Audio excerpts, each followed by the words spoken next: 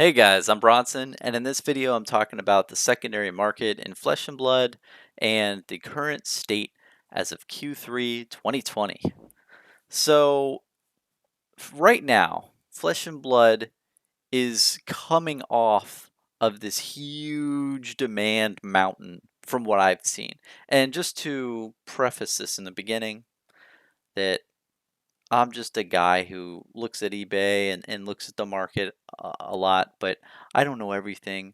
Take what you hear from me with a grain of salt, but this is just from what I've seen.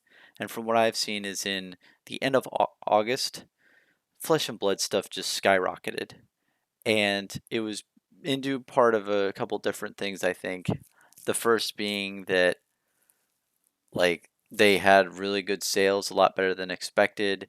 They released an article on August 25th that said, "Hey, we've had great success and this stuff is selling a lot better than we thought." I kind of think it was because of that. More than that, I think that the reason why is because the amount of product that's out there, I don't think is very much. I think this is a whole like low supply, a low supply scenario, and that's a good thing. I see that as a good thing. And the reason why that is good is because, well, let me first tell you why it's kind of bad. It's kind of bad because it looks like you're manipulating the market where you print a little bit and then you get people super hyped about it, and it's only because of the supply. But in reality, it's amazing because it's the second core value of Legend Story Studios, which is to create a product that's collectible. Guys, if they printed this stuff, if they printed this cardboard nonstop and they sold these boxes like everywhere and it was just like as common as toilet paper, this stuff wouldn't be worth anything. The value would be nothing, and they understand that. Then that's what I believe. And from what I've seen on eBay, the sold listings and everything, there's just not that much stuff out there. Um, and I still don't know the print run. I'm still on a quest to try to find that print run. And if you want to join me, hit me up. I'm basically looking for any information about the print run of Flesh and Blood. So the current state is they've released Welcome to Wrath. They've released Arcane Rising.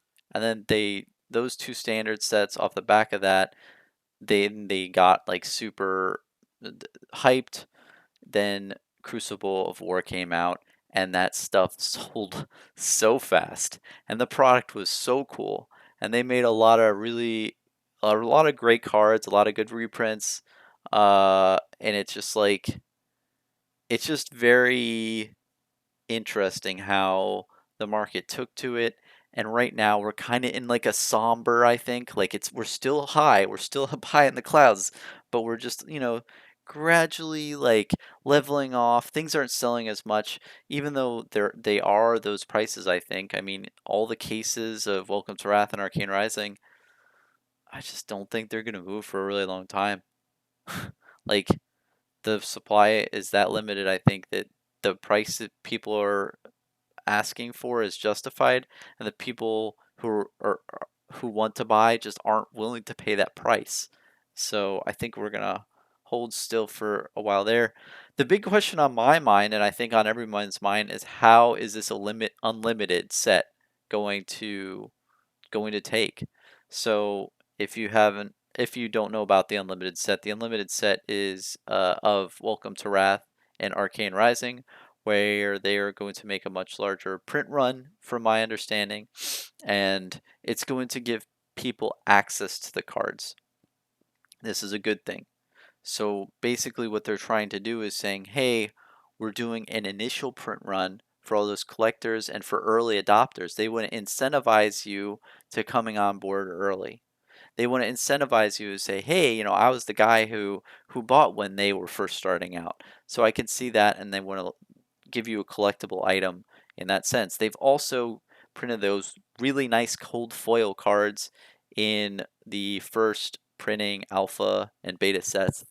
And what's interesting is that I think the print run of those is just astronomically low, and that's another video. And I think long term, those are going to be the huge chase.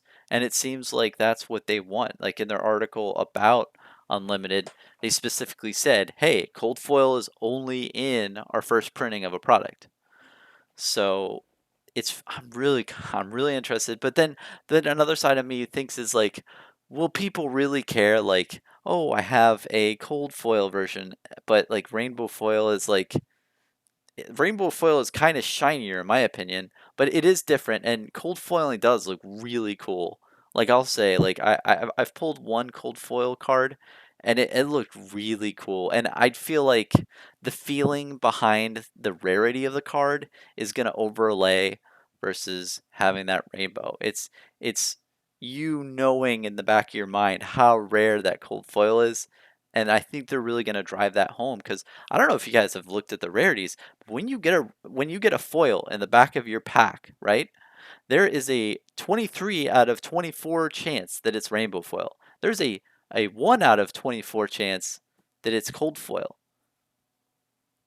Like are you joking? Like that the rarity on those cards is crazy. So I think that's going to suffer another problem. Oh, that's going to lead into another thing where the cost of those cards is going to drastically increase, but the buyers aren't going to be willing to pay what the seller wants because at the end of the day, they can't really use it that too much. Like the price is way out of their price range, even though it's worth that much. So all in all, Unlimited is big a big like black hole for investors. And it's like what is going to happen? That is the main question. Are people going to keep the same hype, keep the same momentum, and keep driving forward and purchase a product? Or are they going to realize that they love Flesh and Blood, but they wanted to be those early adopters, so they start buying all the old the old cards, the cards all the way back in 2019. They're buying all the 2019 old cards. I kid because I say old, but it's like a year or two.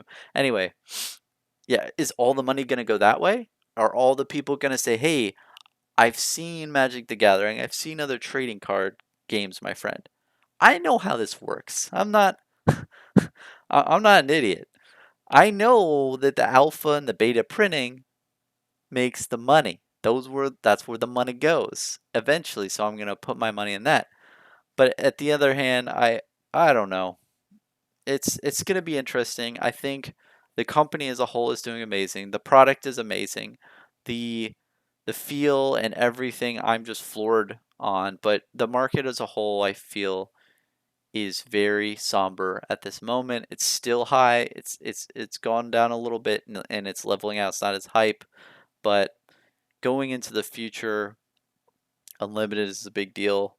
Also, their next set, Monarch, it looks pretty cool. I don't know too much about it, but I saw the product release and that looks like it's going to be a home run. The It's just going to be interesting to sum up everything. It's going to be interesting to see once the newness factor wears off of this game, how many people are going to stick around. And in my mind, I think a lot of people are. I think a lot of people love this stuff. I mean, these cards these cards are awesome. I just love the feel of them. I love like holding them. I love creating decks of them, and it's so easy to collect decks. Literally, you can just grab a stack and then you're done. You just have to have a hero, and you don't get mana screwed. I think it has a lot of things going for. So I think the people who are investors will keep investing, and the people who are just doing it because they love the game are going to keep doing that because they love it. It's not going to be something where people are just getting in but then getting bored with it and leaving. I think people are going to stay for the ride because it really is unique, but it'll be very interesting to see how all this plays out. Personally, I'm just buying stuff. I just love the cards. I'm buying them anytime I can get a good deal. I'm just buying, I'm not spending tons and tons of money, but I just love the cards, so I'm in. And really 2021 is gonna be that Greyhound bus scenario where are you in or you out? Like, are you gonna jump on the bus and go for a trip? Because Greyhound will get you there, man. Greyhound is gonna like get you wherever you want to go, and it's gonna be cheap as hell. It's not gonna be the greatest and best time you've ever had, but you're gonna get there. And that's the big question on my mind is, are people gonna take the bus? I'll tell you one thing, I am. Later, guys.